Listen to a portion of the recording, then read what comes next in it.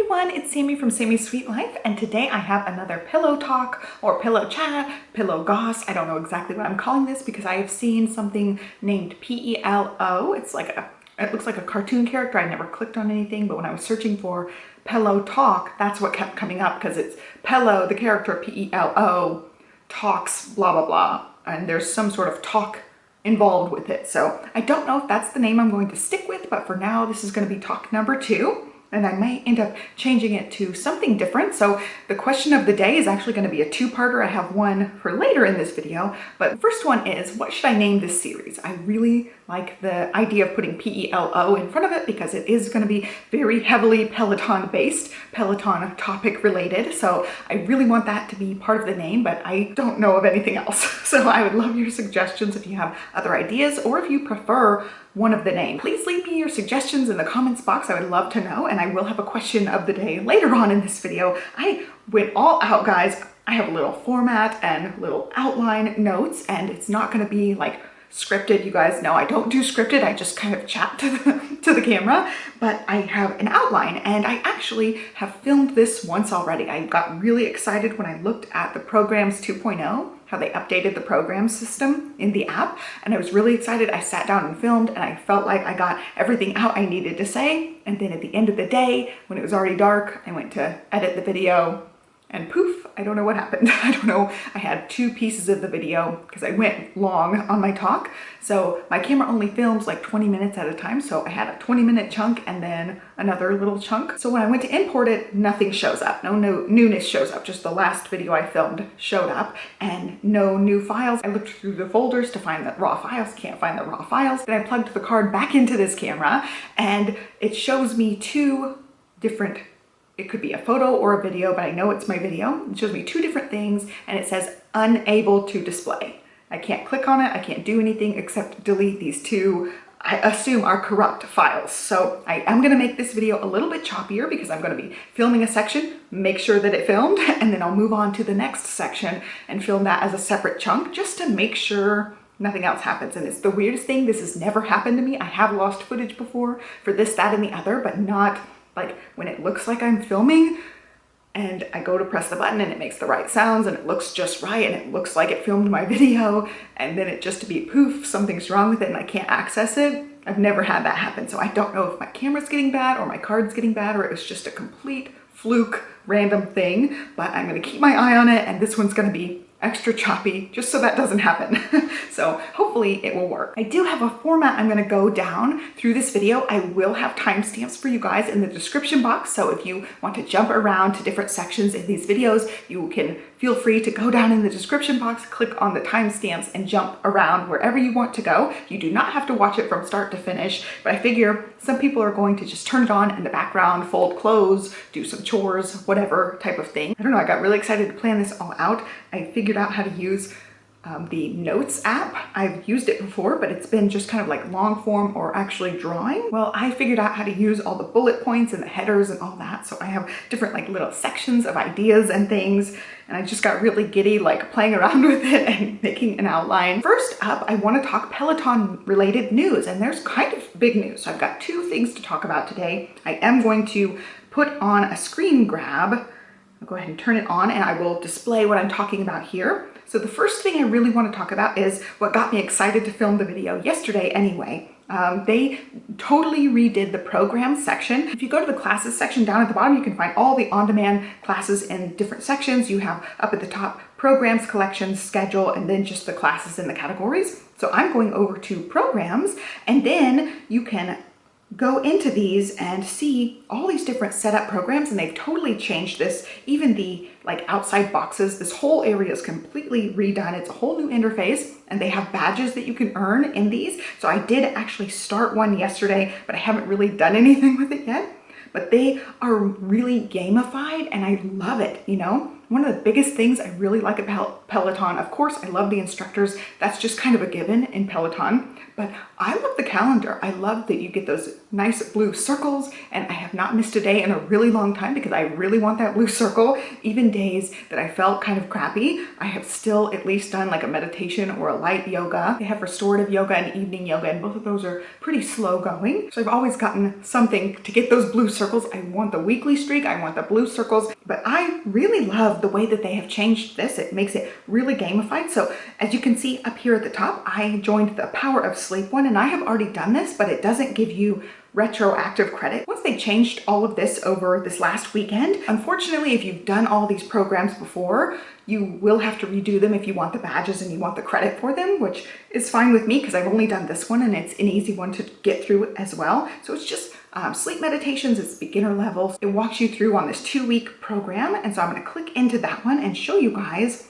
how it's set up. So it shows you the days of the week up at the top, and everything is locked except the one class that is your next class. So in my case, I haven't done any yet. So it's just class 1. And then you can scroll down and see all the other classes in this current week. And it does have 2 weeks. I didn't scroll up far enough, but at the top, it shows you the weeks, and you can see week 2 is locked. Each class in your current week will be locked until you do that class or you press the skip button. There's also a skip button, so you can work your way through those, and you can do those early. You don't have to wait every day. It will unlock a next one automatically, but the week 2 stuff is locked until the next week. So if you click over to week 2, it tells you the dates of mine. It says week 2 starts on May 12th. So I will not be able to access week 2 until actual legit week 2, which I think has made some people mad. I don't know how I feel about that yet because I am going to really try to stick to their program and schedule. So I don't know that that's going to bother me as much as I think it bothers some people. Some people are way advanced and way better at this stuff than me, so they really do want to like blast through things, and they're able to, but I'm going to take it kind of slow. But it shows you, you get a little circle when you complete them. I think those little circles will fill in, and then if you go up to the 3 dots up at the top, you can see your progress report or leave the program. I'm going to go to progress report, and this is where you see what you earned and your badges and stuff. So it shows me I've earned 0 out of 15 of the classes because I haven't done any yet, and then it goes from bronze, silver, all the way to gold, and you have to do different number of classes depending on whatever series this is, whatever program it is. Fill in the little top bar, which is super cool. You get a badge for it. You fill in the little circle things. And so it's a lot of that like type A organized stuff that I really like planner level stuff. So I'm super excited to be doing these programs, and they have a bunch of these. So I will end up walking through these at some point. I'll talk about my fitness in a separate section, but I definitely want to check these out and start them. And I love that they gamified it a little bit more. I think this is a huge improvement from the old programs where you could just kind of click around, do any of them that you wanted. You get little check marks for them, and that's it. Like no badges, no other things. And this one's really cool because it'll show you like what week you're on, how many days you have left in the week, 0 of 8 in this case. And each one's different. So like some of them are 6-week programs. I see a 3, 5-week. So I'll walk through the names of these, and I hope they keep adding to this. That's my hope. Some of these are newer ones. So we've got beginner strength, beginner yoga, build your power zones, strong core, strong body with Irene. You can run, which I'm very interested in that one since the running was so bad for me. I didn't pace myself or anything. I really need to try again. And then total strength with Andy, the power of sleep, which is the one I'm doing. 3 parts to a marathon, and then crush your core with Emma, discover your power zones. It looks like Dennis is on that one, and mastering the basics of cycling. It's a 6-week program, and then road to your 5K. So they have quite a few programs listed on there. I'm really excited about giving those a try, especially when my bike comes. Some of them are beginner level bike things, and I just love it. I think they did a really good job on this. So I just wanted to make sure that I showed that to you guys, because it was exciting when I finally clicked into it and looked around. I was like, oh, I just love it. I think it's great, a great improvement. And now my second Peloton news is they recalled the treadmills. Both ones, the Tread and the Tread Plus, have both been recalled for various reasons. And it's a very big safety reason with the Tread Plus that has the slatted tread part. I don't know what to call it. It's escaping me right now, but unfortunately a little kid did die because of just how the tread works. First of all, it's very far off the ground, so there's a lot of room for kids and animals to get sucked under the machine. And in this case, I think the machine was on an incline. and the kid had dropped something, they crawled under, and when you get off of the machine, it automatically declines, goes all the way down. So the person got trapped under it, and it's just such a horrific thing. Like, as a mom of 2 little kids, it's so horrific to even think about it, because I know a lot of people out there don't see the treadmills as really dangerous things because it's just, you know, a treadmill. Some people don't think twice about their kids playing on it or around it or being in the room while they're working out on the treadmill. And as a mom, I can see that, like, you're trying to multitask, you're trying to get your workout in, and the kids are playing nearby, but it can be so dangerous. Treadmills are one of the most dangerous pieces of equipment. And I think this incident was super, super sad and tragic and could have been avoided by a number of things. Like, one, keep your kids away from it. That's like step one, is everybody needs to be aware of how dangerous these machines are. It's also really easy to just put blame on the parents, like, what were the parents thinking, and try to judge the parents. But I guarantee we've all made stupid parenting decisions, and this one just happens to be, you know, the wrong place, the wrong time, horrible, horrible mistake. And I'm sure no parents ever intend for something like this to happen. It's not like they did it on purpose, you know? So I really have a hard time, like, hardcore judging the parents for this one, because it could have happened to any of us, you know? Like, even with the best of intentions, stupid, horrible accidents happen no matter what. So I really don't want to take the stance of, like, blaming the parents and it's all their fault. So another part of this is Peloton can totally make the treads safer. They're super far off the ground, which leads to kids being able to be sucked underneath the machine, which has also been happening. So they need to put some sort of safety rail in place or put it lower down on the ground so it's not such a safety concern on the back section of it. But if there even is a bar or anything on the back of the machine, fingers, body parts can still get squished and hurt and injured. People can still get, like, the big road burns from these machines because they're just inherently dangerous machines. They're just inherently that way. They can try to make them as safe as possible, and they've got some safety plans in place. They're going to be making the screens password protected, so you cannot turn on the machine unless you type in a password, which I think is an absolutely great idea. I definitely think they need something in the back to help protect the little children, little animals from getting sucked completely under, because they can. Like, it's so big and high off the ground. That is a possibility. And a lot of it is going to be getting the awareness out. Like, yes, these machines look fine and they look innocent, but they can be really freaking dangerous, you know? There was a story a long, long time ago about one of Mike Tyson's children dying on a treadmill because they're freaking dangerous. So I recommend, like, lock in the room. If you have a treadmill at all, lock the room. Don't do it while your kids are in the room. I know that's really hard, especially as a mom, to, like, balance the situation, but kids got to be away from it. So I've heard other people putting, like, baby gates completely around their treadmills. Another big safety thing that people don't realize is you're not supposed to put the back of a treadmill near a wall, because if you go flying off the treadmill, there's nowhere for you to go. You will get, like, the treadmill burns and maybe get body parts hurt on the machine because there's no room for you to fall off and just fall onto the ground. You're going to be bumping into a wall and then right back on the treadmill. So make sure that you don't have it facing right at the edge of a wall. And I say all this stuff as some people are going to be like, duh, like, of course, but some people just honestly don't think about it, you know? I don't know that I want my treadmill facing right against a wall.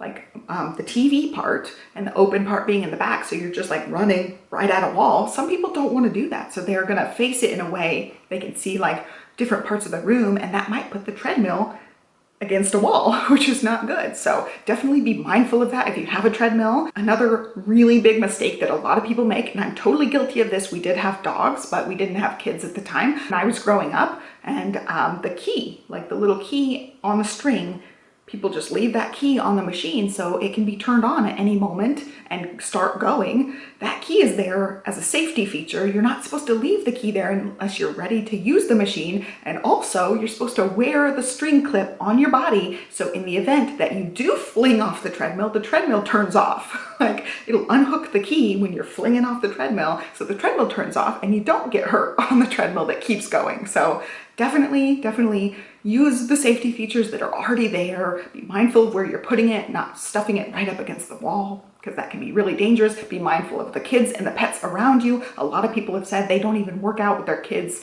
like, being awake at all, and that's been kind of what I've been doing, but I don't have big equipment yet. I just have little weights, and I just found that my kid's a Velcro baby, so she won't let me work out really, but I just wanted to put this out there, do the complete like complete PSA. I'll leave the recall information down below if you happen to have one of the treadmills so you can read more about it, but I just wanted to put the safety information out there because it is so important. One child did unfortunately pass away and other children have been injured, and treadmills are just inherently dangerous. If you look over time, there's always been treadmill injuries. So it's not something new specifically to Peloton, but I feel like they could put more safety in place. And I think the number one thing is the treadmill is just so far off the ground to where, like, yeah, some kids would get their arm stuck or their finger stuck, but at a certain point, they can't get completely sucked under the machine. So it's an unfortunate design flaw in the machine and they gotta do something about it. So that leads me to the question of the day that goes completely along with this.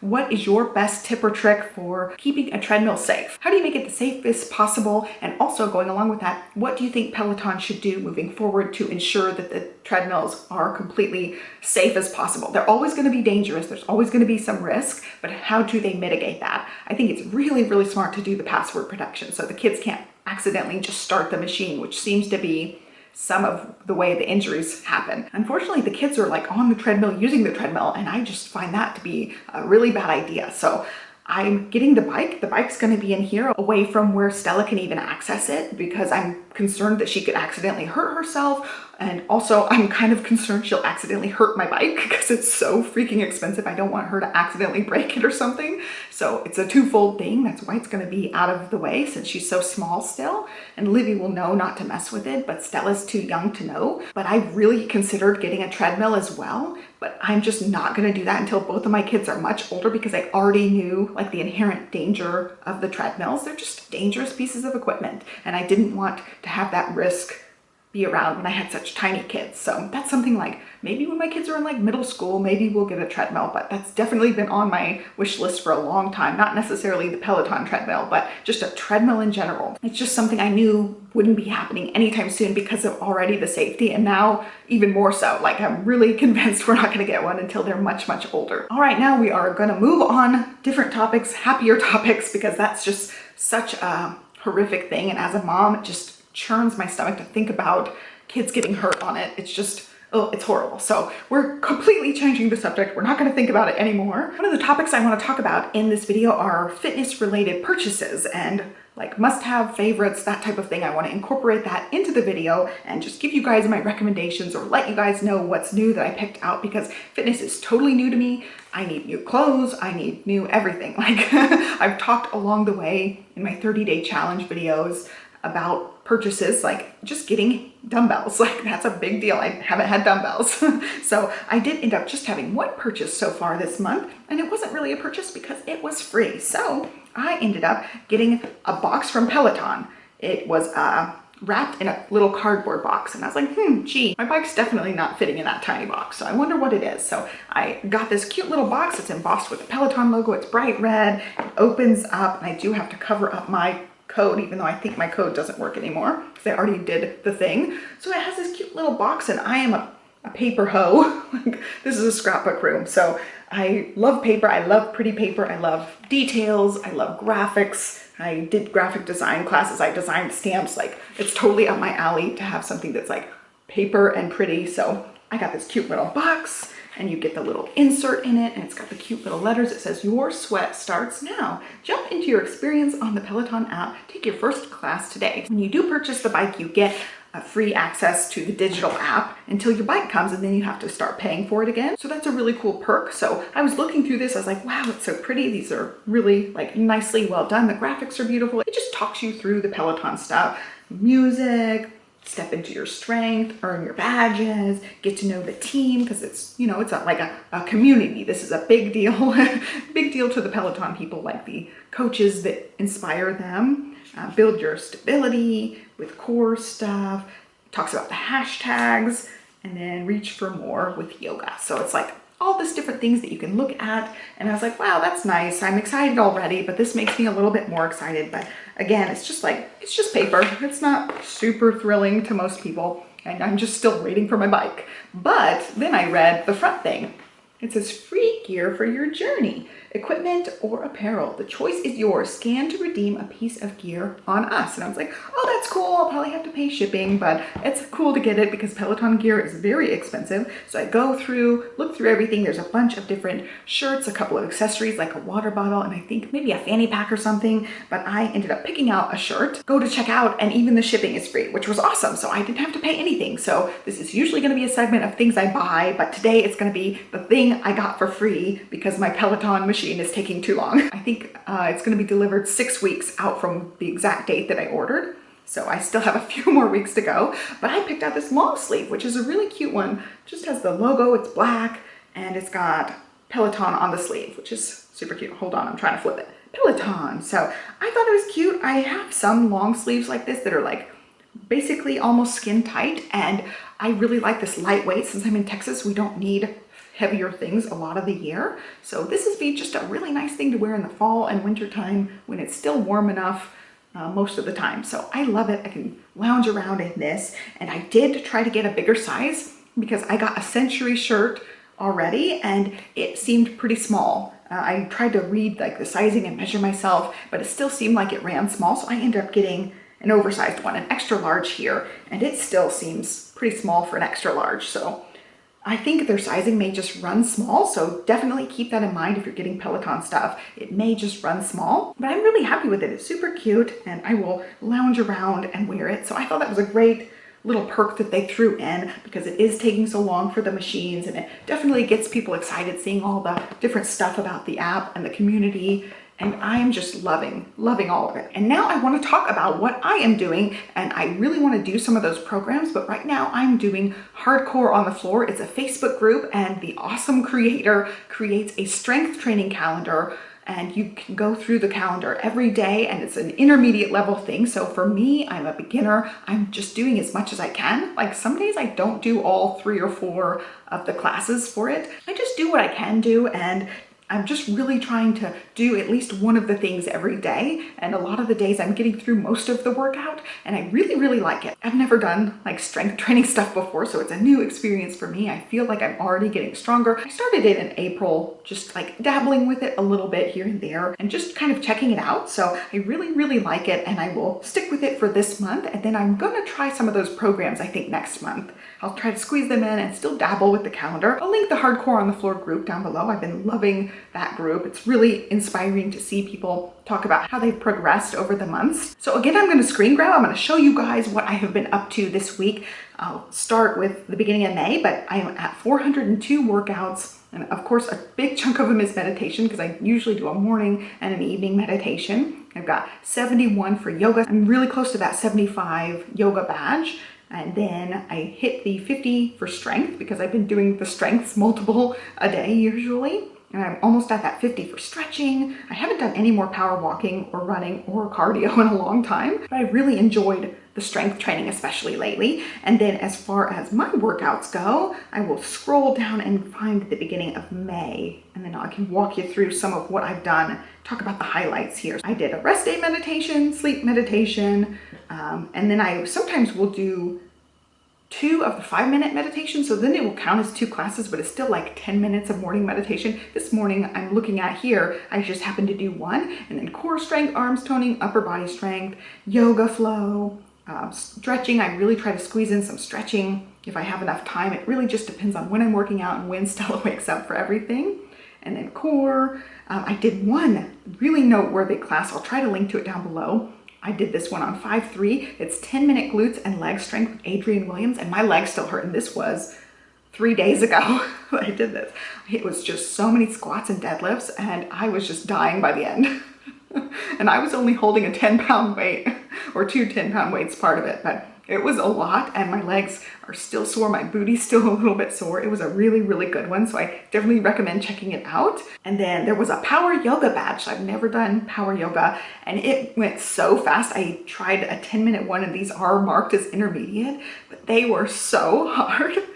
I took the same 10-minute one again because there's only 2 10-minute ones, and all the rest are like 20 minutes and above. But it is like super fast. I barely had time to think about what I was doing because he was just moving so fast, and I really enjoyed it. So I ended up taking it twice to get that badge. I did earn the power yoga badge, but it was a lot. Like, I don't know if I could do 20 minutes of that, but I was like full on sweating at the end of it because you're just moving up and down so much.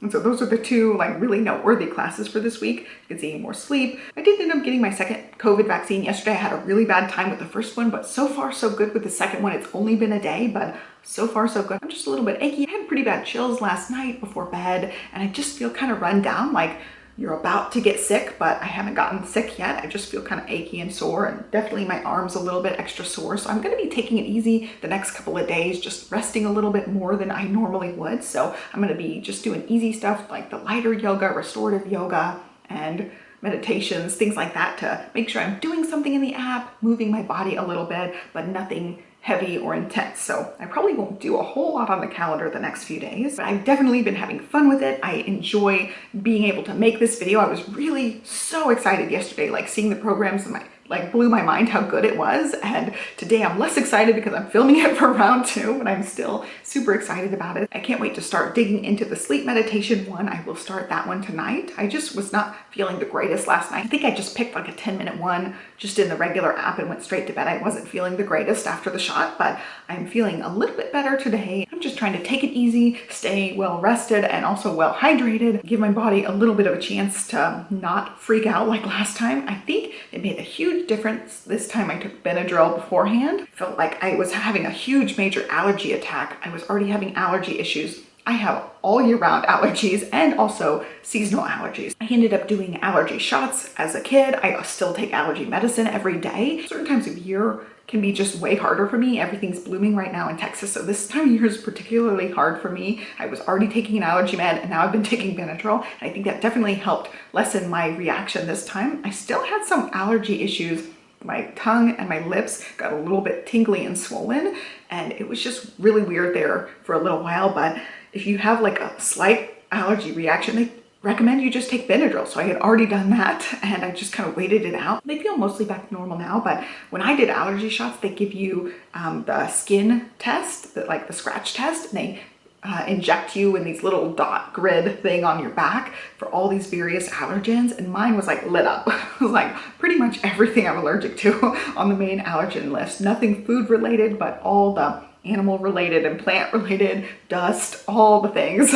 They just all lit up. So unfortunately, that's just part of my life, is dealing with allergies, and I think just something to do with these shots set me off. But I'm happy to do it. I'm happy to do my part, and I hope that you guys will consider getting vaccinated. I know it's a pain in the butt and people are having pretty rough times, especially with the second dose. But if we're ever gonna get back to normal, you know, some people can't. I hope if you can that you will. I know it's a lot to ask. It's a pain in the butt. And especially after the first dose, for me, I was really concerned about the second one, but so far so good. And I think that's where I'm gonna end it. So I hope you guys like this video. Be sure to give me a thumbs up, subscribe. Don't forget to answer my questions from earlier on in the video, and I will catch you next time. Thanks for watching, guys. Bye.